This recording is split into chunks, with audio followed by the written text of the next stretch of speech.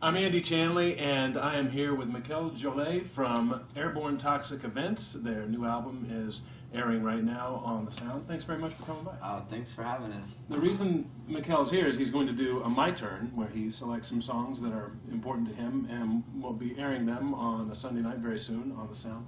But I wanted to ask you some questions specifically about writing.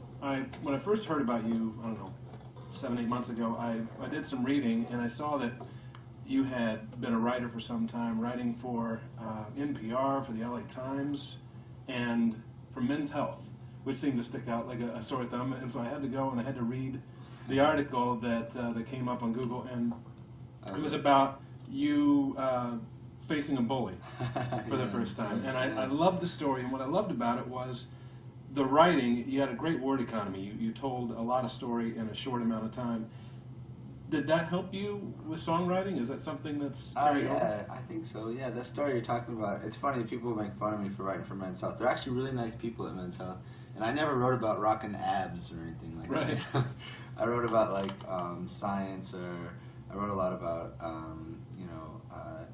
evolution, and then also wrote about I wrote personal essays and stuff. And that one about my dad, that was a story that I was like getting messed with by this bully in high school, and my dad is like, I was like this nerdy kid, you know, like I was like an indoor kid.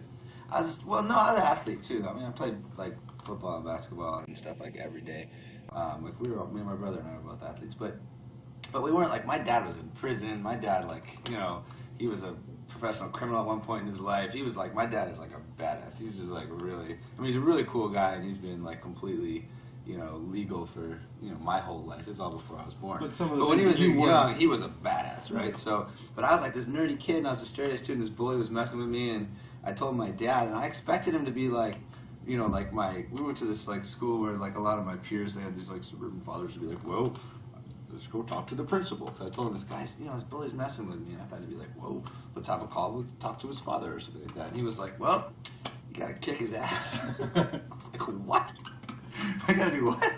And so he like taught me to fight, you know, and he taught me all this like dirty fighting techniques and how to like win and how to, you know, so that story was just about that. And I think, and then I got in this fight with this bully, and I just beat the crap out of him, and I was this skinny little, you know, cross-country kid, and I was like throwing punches on this bully. And I think my dad was like so proud of me at that moment. I'd won like essay contests. I'd been like straight A student forever, but that was the first time he was like, "That's my boy." Right.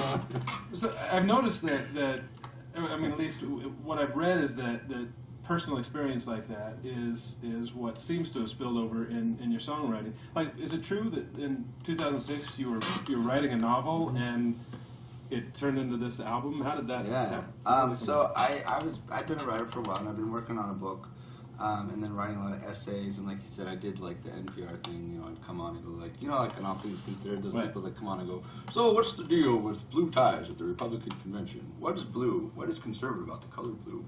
And you just kind of like comment on culture or whatever. Right. I was like one of those cats. And I just decided that, you know, I really want to finish this book, and I kind of left everything behind to stay home for a year and finish this book. And everything was going pretty well, too. I'd gotten like a literary agent to shop the novel, and I'd gotten into this program called Yaddo, which is like this literary retreat in upstate New York that's really hard to get into, and I totally got in, and all that stuff. But then I just found I was writing all this music because I was home every day, and I don't know if you've ever tried to write a novel. It's really boring.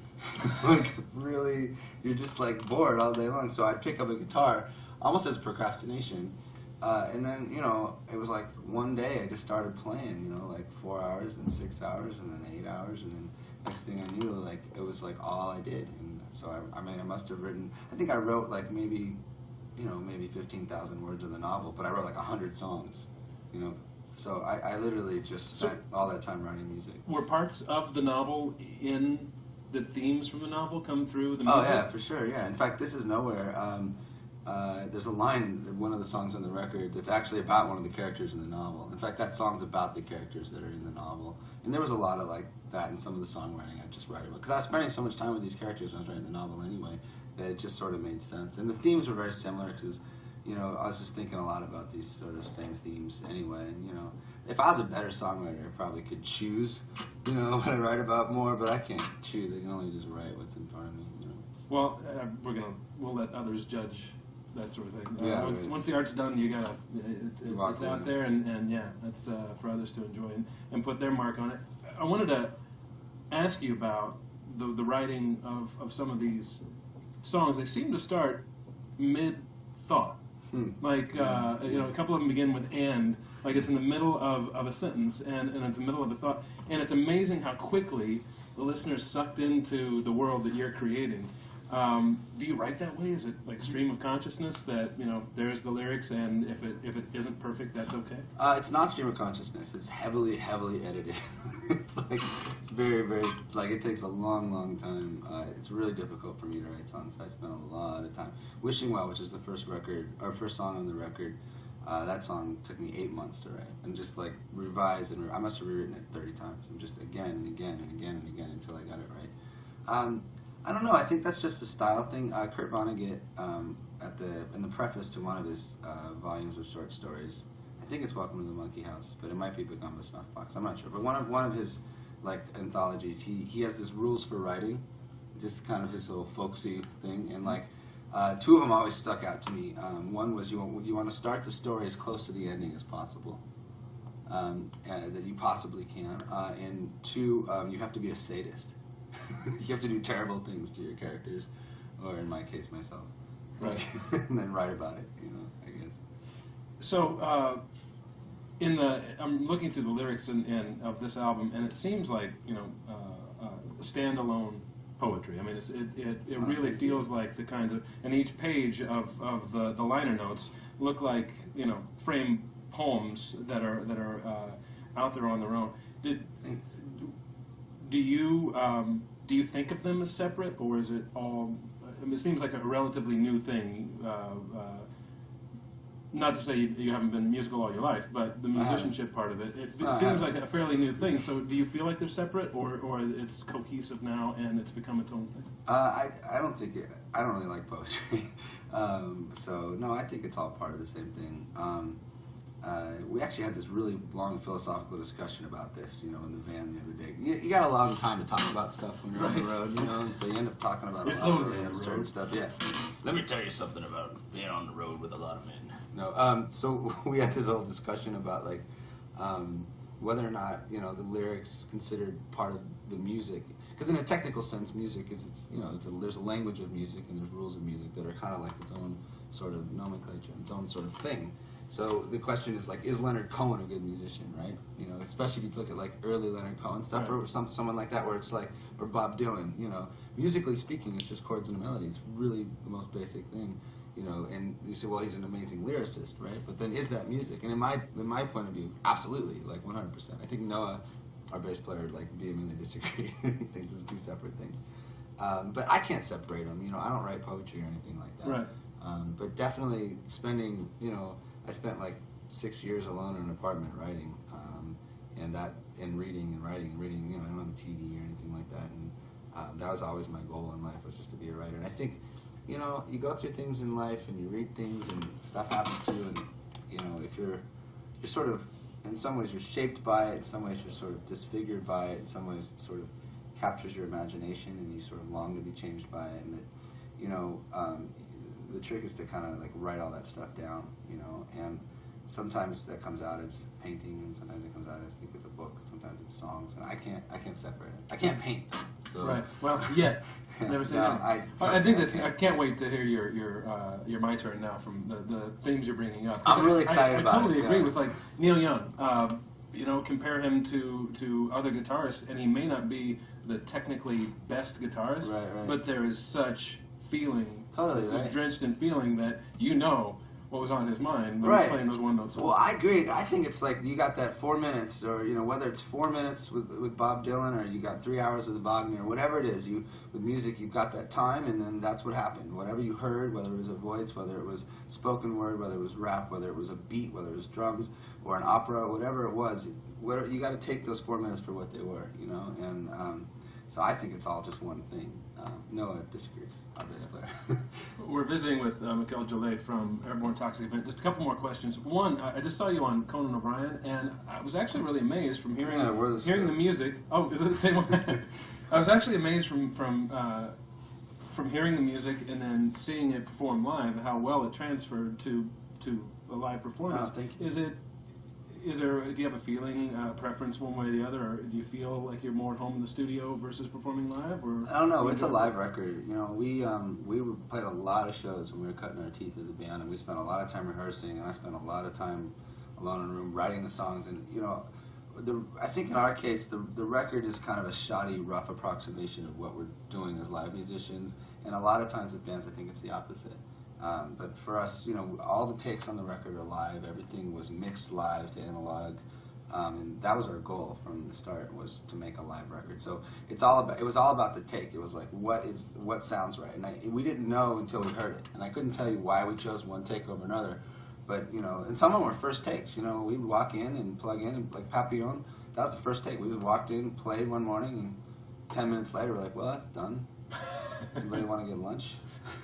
We go to Spitz, this barbecue place, or this kebab place in Eagle Rock, and we go eat lunch there. Or something. It was. I don't know. Sometimes I wonder like how bands can spend like a year on a record. Like I don't know what they're doing. It's like, well, the mics were on, right? Were the mics on? Okay, the mics were on. Okay, and you got the sounds, and I guess. For us, it was very much trying to capture our live thing. It's like the Kenyans, you know, who run the marathon in 2 hours, and they're like, "How can you run for 5 hours?" You know, you got to get it taken care of. 2 more questions for you. One, what we'd like to do is have a brief bio of you, the way you see yourself, to parse out and let people see that and see in your own words where you've come from. So I guess what I'd like for you to do is, in say 30 seconds, can you sum up your life from conception to yesterday? No, I don't think I can. Yeah. I was born to hippie parents in California. I was born on a commune.